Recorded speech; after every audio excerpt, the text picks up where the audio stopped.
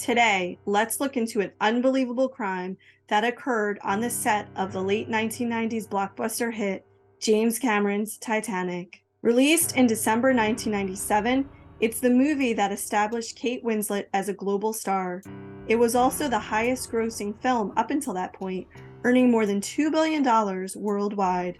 But what you might not have known about the movie that dramatizes the 1912 maritime disaster is that a mystery that occurred on set has endured since Titanic's premiere.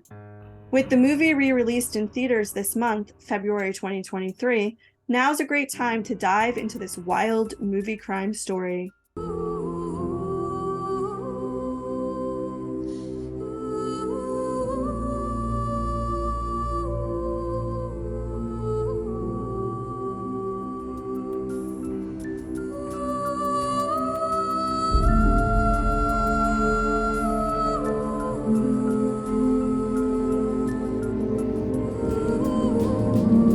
Can you guess which crime occurred on the set of Titanic? Was it A, Rose's heart of the ocean necklace was stolen? B, someone laced chowder with PCP, leading to dozens of sick cast and crew members? Or C, a stalker broke into Leonardo DiCaprio's trailer, leaving behind a dozen bloody roses? This is True Crime Trivia with me, your host, Michelle Tooker. In each episode, I weave in some true crime trivia questions so you can test your knowledge as you listen. Then we'll dive into the story behind the question. You're sure to learn eye-opening and surprising facts about true crime cases you know and ones you don't. August 8th, 1996 began like any other day for movie director James Cameron. He was on set along with cast and crew in Nova Scotia, Canada to film the modern-day scenes for Titanic. These are the scenes that sandwich the middle portion of the film. They feature Bill Paxton and Gloria Stewart as older Rose. Paxton is Brock Lovett, who's on a quest to find the famed and priceless heart of the ocean necklace that we see younger Rose wearing throughout the film's middle portion. The necklace, featuring a 56-carat diamond, reportedly came from Louis XVI, and had it been real, it would have been valued at over $350 million. The movie prop, however, cost just under $10,000 to make, and despite the film's ending sequence, it is not at the bottom of the ocean.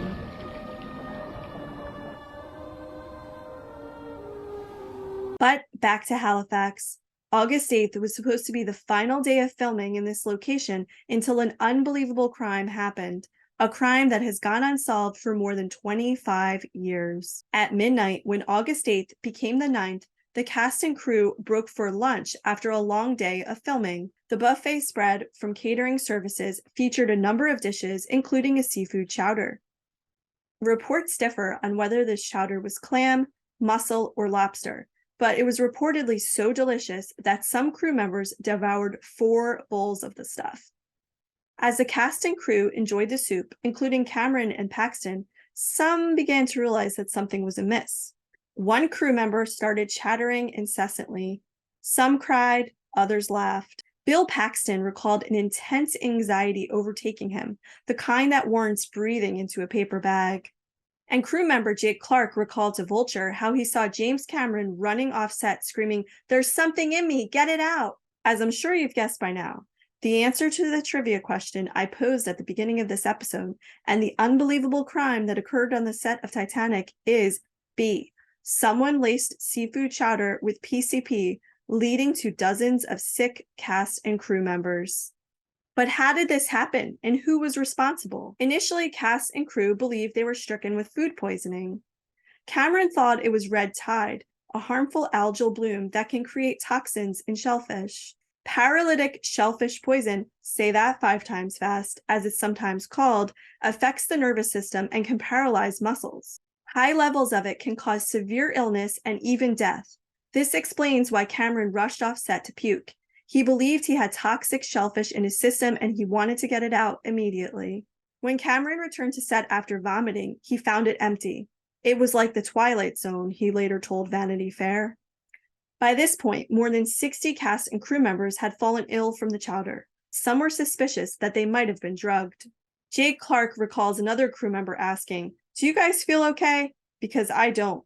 I feel like I'm on something, and believe me, I would know." And according to scenic painter Marilyn McAvoy, who didn't have experience with drugs up until this point, some who did believe they were experiencing the beginnings of an acid trip. Fortunately, some cast and crew, including Gloria Stewart, who was 86 years old at the time, did not eat the chowder and avoided the illness. Susie Amos, who plays Rose's granddaughter Lizzie and would later go on to marry Cameron, also abstained from eating the chowder. And despite urban legend, stars Leonardo DiCaprio and Kate Winslet also did not eat the soup because they weren't on set for this portion of the film. As more people were stricken by illness, an assistant director began dividing them into groups, good crew and bad crew. The number of bad crew grew exponentially as the night went on. Eventually, the 60-some-odd members of bad crew were taken to Dartmouth General Hospital in Nova Scotia. Doctors and medical staff were baffled. Initially, they believed that the group had been stricken with some bizarre form of food poisoning, so they separated folks into different cubicles or curtained off areas. But as everyone became higher and higher from the spiked chowder, a raucous scene commenced. Conga dancing, wheelchair wheelies and races, all sorts of hysterics. In an article in Vanity Fair, Cameron recalled being stabbed in the face with a pen and just laughing and bleeding. He added, describing the scene, quote, "People are moaning and crying, wailing, collapsed on tables and gurneys." Set director Claude Roussel had this to say, quote, "Bill Paxton was a real sweetie. He was sitting next to me in the hallway of the hospital, and he was kind of enjoying the buzz. Meanwhile, grips were going down the hallway doing wheelies in wheelchairs." Paxton and Cameron also recall folks conga dancing down the hospital hallway. Cameron recalled that Caleb Deschanel, father to actresses Zoe and Emily and Titanic's original cinematographer, was, quote, "leading a number of crew down the hall in a highly vocal conga line." Deschanel has not commented on the incident and probably never will. A New York Times report from 1997 notes that he left Titanic after only 2 weeks of filming off Nova Scotia. While the article appears to indicate that Cameron and Deschanel had creative differences, one can't help to wonder if the chowder incident had something to do with his exit as well.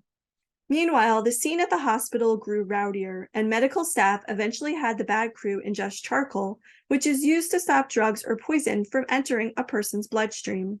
Dr. Rob Roy, who treated several of the inflicted cast and crew, said this to Entertainment Weekly in 1996, quote, "These people were stoned. They had no idea what was going on." Though drugs were suspected once food poisoning was ruled out, toxicology reports did not come back until the end of August. Those results revealed the official cause of the group's illness and outlandish behavior, PCP.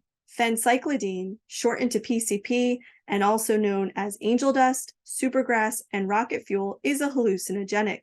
It was developed in the 1950s and used licitly as an intravenous anesthetic in the US. However, its use in medicine was discontinued in 1965 due to a high incidence of patients experiencing hallucinations. While PCP can be smoked, snorted, or swallowed, in its pure form, it's a white crystalline powder and can easily dissolve into liquids, though it reportedly has a chemical taste. This is likely how the drug entered the Titanic set chowder. As far as effects, PCP can cause users to feel detached from their body or surroundings, distort their senses, or cause hallucinations, anxiety, and bizarre or even violent behavior. This might explain why someone had the gall to stab James Cameron in the face with a pen.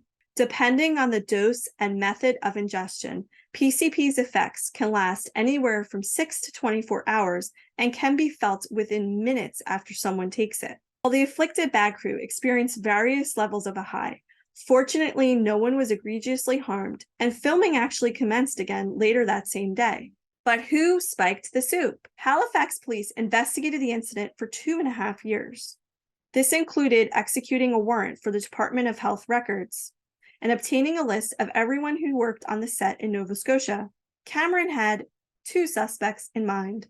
The first was a crew member who was fired the day before the incident. The reason for the firing? Causing trouble with the caterers. Cameron recounted to Vanity Fair in 2017, quote, "We believe the poisoning was this idiot's plan to get back at the caterers, who we promptly fired the next day. So it worked." Cameron's second suspect was someone closer to home. none other than Susie Amos, his now wife. She had no interest in consuming the chowder, which Cameron says has always put her high on his list of suspects. Clearly, he was joking about his wife being involved. He remains convinced that the fired crew member is the perpetrator. Another rumor was that a disgruntled food service employee tainted the soup. As for the caterers, however, they denied any involvement. They told Entertainment Weekly at the time that they believe a Hollywood type was responsible for the spiked chowder and someone was trying to create a party atmosphere on set. And Earl Scott, CEO of UNAD Quality Limited Foods, denied it was any of his workers. He told Entertainment Weekly, "It was the Hollywood crowd bringing in the psychedelic stuff." Scott continued, "I don't think it was purposely done to hurt somebody. It was done like a party thing that got carried away." While rumors abound about who was responsible, police never identified nor arrested a suspect. On February 12, 1999, a little over a year after Titanic's premiere, the Halifax police closed the investigation. The case was closed for this reason: lack of suspects. Though this episode provided an outrageous story for cast and crew that lives on as movie legend, and of course everyone who did consume the chowder could have experienced more than just a bad high or trip. Large doses of PCP can cause severe illness and even death. Perhaps the incident was intentional, revenge, or someone just thinking it would be fun for everyone to experience PCP. It's worth noting that a similar incident occurred in 2022 when a Florida bride and her caterer spiked the food with cannabis to give the guests a gift of a high. Or maybe in the case of Titanic, the PCP chowder was just a freak accident. As this mystery has endured for more than 25 years, we'll surely never know the answer unless someone comes forward to accept responsibility. Thankfully, no one was seriously injured by the incident, and the cast and crew, as well as movie buffs, have a wild story that lives on today. Plus, there's also the t-shirts, as crew member Jake Clark told the press. One of the art department guys made t-shirts, and he recreated that chowder on the corner of the t-shirt. He gave that out to a bunch of the local crew.